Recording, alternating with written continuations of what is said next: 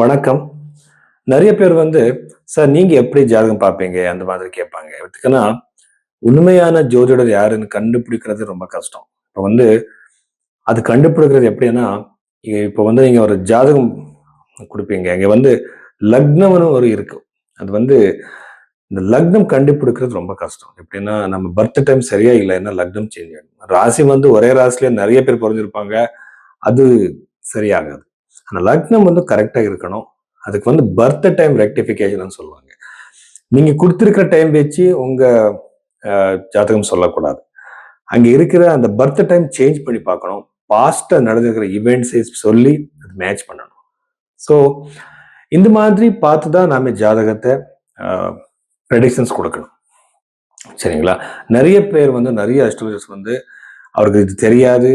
அவர் இது பண்ண மாட்டாங்க. ரொம்ப சீக்கிரமா எத்தனை பேரோட ஜாதகம் கொடுத்தாலும் கூட அவர் 5 மினிட்ஸ்ல 10 மினிட்ஸ்ல சொல்லிடுவாங்க. அது நீங்க நம்பக்கூடாது. ஒரு ஹாரோஸ்கோப் மேல நம்ம ஒர்க் பண்ணணும். ரொம்ப இம்பார்ட்டன்ட். நான் நெறைய பேர் சார் நீங்க எப்படி ஜாதகம் பார்ப்பீங்கன்னு கேட்பாங்க. அது எப்படின்னா, ஃபர்ஸ்ட் லக்னம் சரியா இருக்கா நீங்க கொடுத்துருக்கிற பர்த் டைமுக்கு மேட்ச் ஆகுது அது நான் ஃபர்ஸ்ட் பார்க்குறேன். செகண்ட் அங்க இருக்கிற ராசியிலிருந்து பாத லக்னம், உபபாத லக்னம், அதுக்கப்புறம் சந்திர லக்னம், சூரியன் எல்லா இடத்துல இருந்து நான் ஒரு ப்ரெடிக்ஷனுக்காக நான் பார்க்குறேன். பார்த்ததுக்கு அப்புறம் கை ரேகையில இருக்கிற லைன்ஸ் அந்த இவெண்ட்டை இண்டிகேட் பண்ணுதா அதை நான் பார்க்குறேன். இங்க சைனீஸ் பாமிஸ்ட்ரி, இந்தியன் பாமிஸ்ட்ரி, நாடி பாமிஸ்ட்ரி எல்லாமே இருக்கு. பிரஸ்னம் பார்க்குறேன். இந்த ஹோராரி அஸ்ட்ராலஜர் சொல்லுவாங்க. பிரஸ்னத்துல நான் ஃபைனலைஸ் பண்ணிடுறேன். ஸோ இந்த இவெண்ட் கண்டிப்பா நடக்கும். ஸோ இந்த மாதிரி நான் ஸ்டெப் பை ஸ்டெப் சயின்டிஃபிக்காக போகிறேன். அதுக்கப்புறம் இதில் வெறும் நான் விம்சோத்தர தசை மட்டும் யூஸ் பண்ண மாட்டேன். சரதசா, யோகின் தசா, இந்த மாதிரி தசா பீரியட் எல்லாமே நான் அப்ளை பண்ணுறேன். இது புரோத் பராசரா ஓரசாஸ்திரத்தில் இருக்கு. ஸோ இந்த மாதிரி தான் நான் ப்ரெடிக்ஷன் கொடுத்துட்டு இருக்கேன். அது 100% கரெக்ட் ஆயிட்டு இருக்கு. ஸோ அதனால இந்த மாதிரி உங்க ஜாதகம் பார்க்கறதுக்காக நீங்க பைரவி ஆஸ்ட்ரோல இந்த நம்பருக்கு நீங்க கன்சல்டேஷன் புக் பண்ணலாம். மகர ராசி 2026 மார்ச் 8ஆம் தேதிக்கு அப்புறம் இந்த மகர ராசியில பிறந்தவருக்கு என்னென்ன யோகங்கள் இருக்கு, பாசிட்டிவ் நெகட்டிவ் எல்லாமே பார்க்கலாம். ஃபர்ஸ்ட் நம்ம நெகட்டிவா பார்த்துக்கலாம். 2வது வீடு, செகண்ட் ஹவுஸ்ல இருக்கிற பாப கிரகங்களை நம்ம பார்த்தா புதன் இருக்கா, ராகு, செவ்வாய், சூரியன். புதன் எப்படின்னா யார் கூட அது சேர்றதோ அந்த மாதிரி நேச்சர் அதுக்கு வந்துடும். அது பாப கிரகம் கூட சேர்ந்தா அது பாப கிரகம் மாதிரி பிஹேவ் பண்ணும். சுப கிரகம் கூட சேர்னா சுப கிரகம் மாதிரி அது வேலை செய்யும். ஸோ அதனால இந்த கிரகங்கள் இருக்கும்போது 2வது வீட்டில் இருக்கிறது கண்ணுக்கு சம்பந்தப்பட்ட ஏதாவது பிரச்சனை, நோய் நீங்க எக்ஸ்பெக்ட் பண்ணலாம். ஜாக்கிரதை இருங்க. ஃபைனான்சியல் லாஸ், கடன் பிரச்சனை.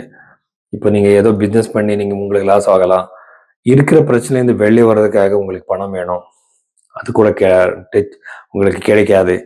அதுக்கப்புறம் 2வது வீடு நீங்க இருக்கிற குடும்பஸ்தானம்னு சொல்லுவாங்க. அது அங்க பாபகிரகங்கள் இருக்கிறதுனால வீடு விட்டு போறதுக்கு ஏதாவது ஒரு சிச்சுவேஷன் கிரியேட் ஆயிடும். ஏதோ ஒரு சின்ன சின்ன சண்டை இந்த மாதிரிலாம் பிரச்சனைகள் இருக்கு. ஆனா ரொம்ப ஸ்ட்ராங்கா இருக்கிறதுனால நீங்க ஃபைனான்சியலா ப்ரோக்ரஸ் கண்டிப்பா பார்ப்பீங்க. 3rd ஹவுஸ்ல இருக்கிற கிரகங்களை நாம பார்த்தா சனி கிரகம், சுக்கிரன் பார்த்தா அன்னெசரி ஜெர்னிஸ் இருக்கலாம். ஆனா ஜெர்னிஸ்ல நீங்க இஷ்டப்படுற ஒரு பிளேஸ்க்கு நீங்க போற சான்ஸ் அதிகமா இருக்கு.